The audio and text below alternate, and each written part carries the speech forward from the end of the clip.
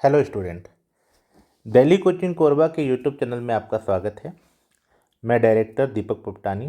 इस वीडियो में आपको बताऊंगा कि ADEO परीक्षा सहायक विकास विस्तार अधिकारी या अंग्रेजी में कहें तो असिस्टेंट डेवलपमेंट एक्सटेंशन ऑफिसर, इस परीक्षा जिसकी व्यापम कैलेंडर में परीक्षा तिथि 15 जून बताई गई है, इस परीक्षा के बारे में तमाम वो चीज़ें जो आप जानना चाहते हैं। तो बिना समय गंवाए हम सीधे आगे बढ़ते हैं। सबसे पहला प्रश्न आपके दिमाग में है कि ADO ये पद होता क्या है, इस पद की क्या अहमियत है ना। तो देखिए, जनपद पंचायत स्तर की अगर हम बात करें तो जनपद पंचायत ऑफिस में ही सरकारी पद के तौर पर ADO नियुक्त होता है ना। जैसे जनपद पंचायत में सबसे बड़ा सरकारी अधिकारी जो होता है वो होता है CEO, चीफ एजुकेटिव ऑफिसर या मुख्य कार्यपालन अधिकारी। उसके नीचे फिर एक होता है DO और DO के नीचे होता है ADO।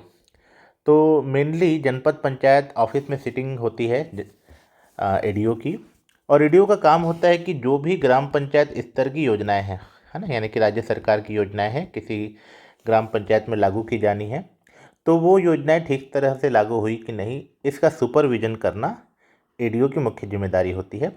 तो ये काफ़ी रिक्वायर्ड पोस्ट है और आधिकारिक पोस्ट है, तो आप बिल्कुल इसकी तैयारी बेधड़क कर सकते हैं। ठीक है। दूसरा, विभाग। विभाग से तात्पर्य कि इस परीक्षा ये जो पद होता है वो किस विभाग के अंतर्गत होता है, तो ये पंचायत एवं ग्रामीण विकास विभाग के अंतर्गत होता है ना। यानी ये जो डिपार्टमेंट है वही इस पोस्ट के लिए उपयोगी या वही इस पोस्ट के लिए प्रमुख होता है ना, पंचायत एवं ग्रामीण विकास विभाग। तीसरा, अभी जो परीक्षा होनी है 15 जून को, वह कितने पदों के लिए होनी है, तो अभी 200 पद बताए गए हैं। तो काफ़ी अच्छे पद हैं राज्य सरकार में किसी भी परीक्षा की दृष्टि से देखा जाए तो आप बिल्कुल इसकी तैयारी कर सकते हैं। परीक्षा किसके द्वारा आयोजित की जाती है, तो मुख्यतः हमारे राज्य में परीक्षाएं आयोजित करने की 2 संस्थाएं होती है, PSC और व्यापम। तो यह व्यापम के द्वारा परीक्षा आयोजित की जाएगी। तो व्यापम के दिशा निर्देश ही इस पे लागू किए जाने चाहिए। एक्चुअली इस परीक्षा के बारे में अभी मैं आपको जो भी चीज़ें बताऊंगा वो कोई भी नोटिफिकेशन में अभी लिखी हुई नहीं है, वो सब पुरानी बातें हैं, यानी कि पुराने जो 2017 2012 में एग्ज़ाम हुआ था उसके हिसाब से मैं चीज़ें बताऊंगा। बट मोस्ट ऑफ चीज़ें सेम ही होने वाली है, इसलिए ज़्यादा दिक्कत नहीं है। और एक बात और कि कुछ चेंजेस होगा तो मैं आपको अपडेट भी कराऊंगा ना। तो परीक्षा किसके द्वारा लिया जाना है, व्यापम के द्वारा। अब अगला प्रश्न है कि आयु एवं नागरिकता संबंधी क्या, तो नागरिकता का तो सीधा सीधा प्रावधान अभी नोटिफिकेशन में ही आ गया है, या जो लेटर आया था, नोटिफिकेशन तो अभी तक नहीं आया है, जो लेटर आया था उसमें सीधे सीधे बता दिया गया था कि छत्तीसगढ़ के मूल निवासी के लिए ही यह प्रतियोगिता होगी। यानी कि अगर आप आउट ऑफ छत्तीसगढ़ है, आपका डोमिसाइल छत्तीसगढ़ का नहीं है, तो आप इस परीक्षा के लिए एलिजिबल नहीं हैं। आयु की बात करें तो अब नोटिफिकेशन आया नहीं है, तो आयु की गणना कैसे करें या आयु के बारे में कैसे बताएं। लेकिन अगर हम देखें तो छत्तीसगढ़ में व्यापम द्वारा या PSC द्वारा आयोजित सभी परीक्षाओं के लिए 21 साल से 35 साल आयु तो होती ही है ना। और फिर 5 साल का रिलैक्सेशन भी मिलता है। किनको रिलैक्सेशन मिलता है, जो कि छत्तीसगढ़ के निवासी हैं। तो 35 + 5 कर दीजिए 40। उसके बाद ST SC OBC और महिलाओं को 5 साल का और रिलैक्सेशन मिलता है। तो ये मान के चलिए कि 45 साल, अगर आप जनरल मेल नहीं है, जनरल मेल है तो 40 साल, है ना। तो अच्छी उम्र है, मतलब काफ़ी ज़्यादा रिलैक्सेशन मिला हुआ है, तो आप बिल्कुल इस परीक्षा की तैयारी कर सकते हैं, है ना। चलिए आगे बढ़ते हैं। अगला प्रश्न, शैक्षणिक योग्यता क्या होनी चाहिए। तो शैक्षणिक योग्यता के साथ मैंने PGDRD भी लिखा हुआ है। ये क्या है, सारी चीज़ें मैं आपको समझाता हूँ। देखिए, सबसे पहली बात ये है कि शैक्षणिक योग्यता के तौर पर ये मांगा गया है कि आपके पास स्नातक की डिग्री होनी चाहिए। ओके।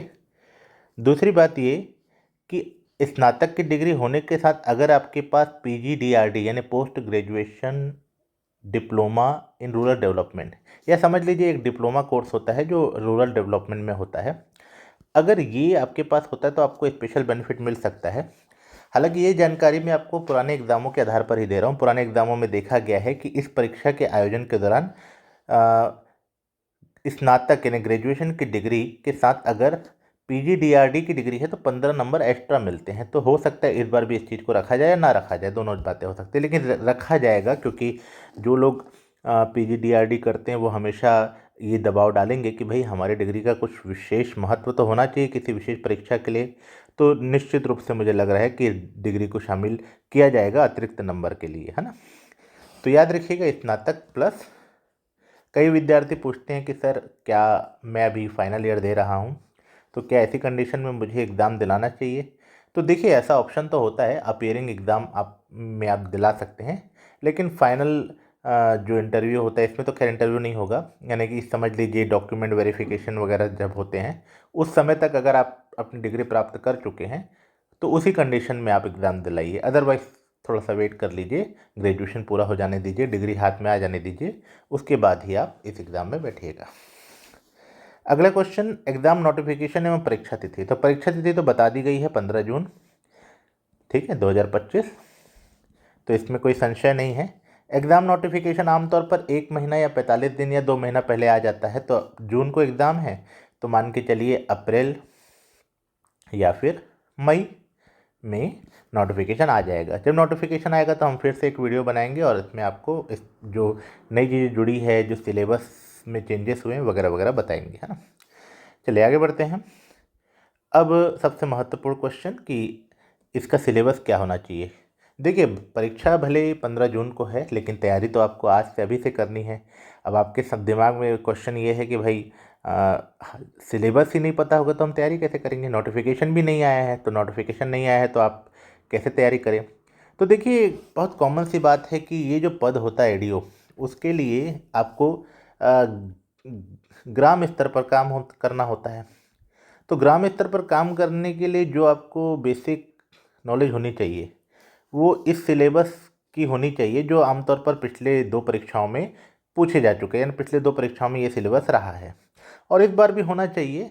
ज़्यादा से ज़्यादा ये जो सामान्य ज्ञान है इसमें चेंजेस कर सकता है। सामान्य ज्ञान में अभी खाली कॉन्स्टिट्यूशन है और CG है छत्तीसगढ़, तो हो सकता है इसमें कुछ ऐड कर दे, CG छत्तीसगढ़ का इंडिया का हिस्ट्री, इंडिया का ज्योग्राफी ऐड कर दे, है ना। लेकिन आजीविका तो शामिल होना ही चाहिए, पंचायती राज होना ही चाहिए, ग्रामीण विकास होना ही चाहिए, क्योंकि यही 3 तो बुनियाद है जिसके आधार पर आप इस पद पर काम करते हैं ना। तो ये सिलेबस की तैयारी आप शुरू कर दीजिए, आजीविका, पंचायती राज, ग्रामीण विकास ये शुरू कर दीजिए, हिंदी, सामान्य ज्ञान में कॉन्स्टिट्यूशन और छत्तीसगढ़ का पढ़ना शुरू कर दीजिए। जब नोटिफिकेशन आएगा तब जो कुछ एक्स्ट्रा ऐड किया जाएगा उसको फिर बाद में पढ़िएगा ना। आजीविका में आप क्या क्या पढ़िए। आजीविका में आप, अब मैं डायरेक्ट बताते जा रहा हूँ, ये पुराने सालों के जो सिलेबस है उसके हिसाब से कंटेंट है। तो आजीविका मतलब यही हुआ कि लिवलीहुड, यानी कि गाँव में जो भी योजनाएं होती हैं जो कि आजीविका से जुड़ी हुई है, लोगों की कमाई से जुड़ी हुई है उस पर। और आजीविका को बढ़ाने के लिए बैंकिंग सपोर्ट भी होता है, तो बैंकिंग से जुड़ा हुआ व्यवस्था की बात करें।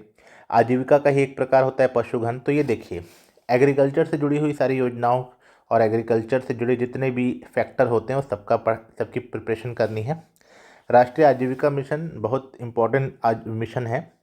अ, तो राष्ट्रीय आजीविका मिशन के बारे में सारी चीज़ें पढ़नी है। राष्ट्रीय आजीविका मिशन के दौरान ग्राम उद्योग कौन कौन से होते हैं और SHG group, self help group कौन कौन से होते हैं, इनका कैसे प्रोसेस होता है, SHG ग्रुप कैसे बनते हैं, इनका मीटिंग्स कब कब होता है, इन SHG ग्रुप्स को क्या क्या लक्ष्य दिए जाते हैं, इनका ऑब्जेक्टिव क्या होता है। सबसे इम्पोर्टेंट बात, ये SHG ग्रुप जो होते हैं इनको कैसे मान्यता मिलती है। बहुत सारी बातें आपको पढ़ाई जाएंगी, हमारी क्लास लगेगी उसमें भी आपको सारी चीज़ें बताई जाएंगी। इंटरेस्टिंग भी होता है तो आपको मज़ा भी आएगा।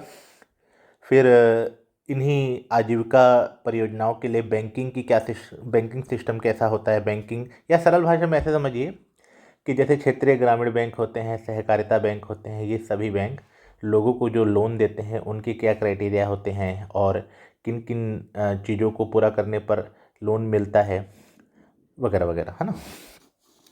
बाजार के बारे में भी थोड़ा बहुत पढ़ना होगा और पशुपालन से जुड़ी योजनाएं हैं इनके बारे में पढ़ना होगा। तो इनको डिटेल में बताएंगे जब क्लास शुरू होगी, अभी आप सरसरी तौर पर देख लीजिए। तो ये हो गया 30 नंबर का आजीविका, है ना। फिर 30 नंबर का पंचायती राज व्यवस्था। पंचायती राज व्यवस्था को इधर डिटेल में पढ़ना होगा, यानी आपको पंचायती राज से जुड़े हुए सारे प्रकार की धाराओं को देखना होगा, फिर उनके सारे प्रोसेस को देखना होगा, उनकी संरचना को देखना होगा, उनके रिजर्वेशन सिस्टम को देखना होगा, उनके इलेक्शन सिस्टम को देखना होगा, उनके फाइनेंशियल सिस्टम को देखना होगा, उनमें जो अलग अलग प्रकार की समितियाँ बनती हैं उनको देखना होगा, उनका सोशल ऑडिट यानी सामाजिक अंगेक्षण कैसे होता है उनको देखना होगा। बहुत डिटेल्ड चीज़ें हैं और इनको डिटेल में ही पढ़ना है, तो इनको भी आपको पढ़ाया जाएगा। तो ये है पंचायती राज, ये भी 30 नंबर का। फिर 30 नंबर का ग्रामीण विकास की फ्लैगशिप योजनाएं। अब जैसे गाँवों में कोई दो प्रकार की योजनाएं होती है, एक ओवरऑल रूरल डेवलपमेंट के लिए और एक ओनली फॉर लिवलीहुड पर्पस। तो लिवलीहुड पर्पस वाला हमने पहले देख लिया। अब ये ओवरऑल डेवलपमेंट यानी गाँवों के सर्वांगीण विकास के लिए जो जो योजनाएं हैं, है ना, उन योजनाओं के बारे में इसमें हमें पढ़ना होगा। सूचना का अधिकार के बारे में भी हमें पढ़ना होगा और वाटर शेड मैनेजमेंट, जल ग्रहण प्रबंधन, इनके बारे में पढ़ना होगा। तो ये भी 30 नंबर का होगा। उसके बाद सामान्य ज्ञान, इसमें 3 चीज़ें मेजर है।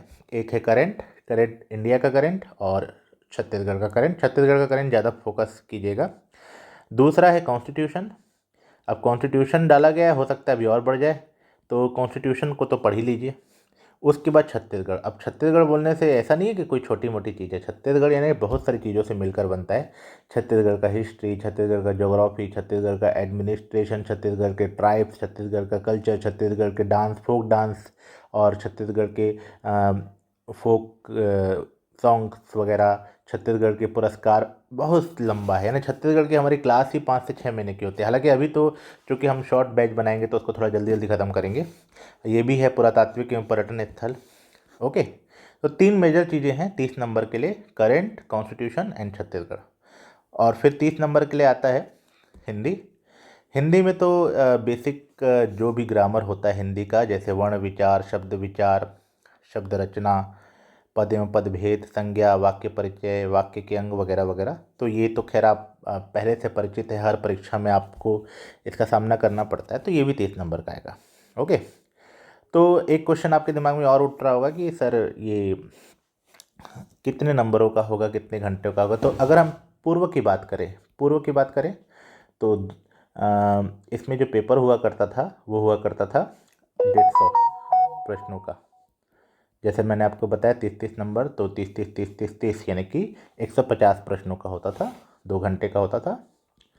ठीक है, और इसमें माइनस मार्किंग तो अब क्योंकि व्यापम ले रहे हैं तो व्यापम के सभी एग्जामों में माइनस मार्किंग तो रहती है, तो माइनस मार्किंग तो होगी ही होगी, है ना। अब अगर बात करें कि इस बार कुछ चेंज होगा तो हो सकता है कि इसको 150 की जगह 100 प्रश्नों का कर दे, क्योंकि अभी व्यापम के सभी एग्ज़ाम 100 प्रश्नों के हो रहे हैं, तो इसको भी कर सकता है 100 प्रश्नों का, है ना।